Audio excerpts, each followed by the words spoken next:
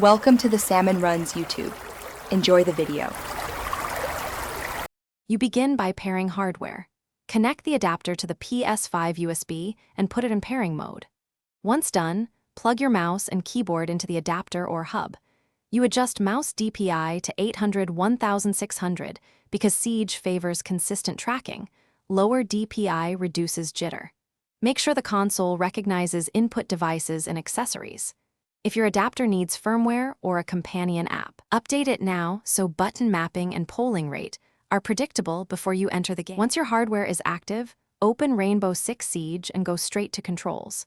You remap actions to keys and mouse buttons, assign primary fire to left click, ADS to right click, and quick lean to Q/E for instant strafing. Make sure ADS sensitivity is lower than hip fire so precision aiming is reliable.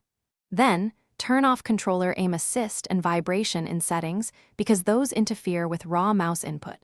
Finally, save a profile per operator so you can switch quickly without remapping. You finish by testing in Terrorist Hunt or a custom match to dial sensitivity and acceleration. Change values in small steps and observe recoil control. If inputs stutter or disconnect, switch USB ports, try a powered hub, or reinstall adapter firmware. These fixes address common polling and power issues. If buttons feel wrong, open the adapter app and remap keys. Remember to save a backup profile so you can restore working settings quickly if an update resets mappings. Thanks for watching. Consider subscribing if we helped you.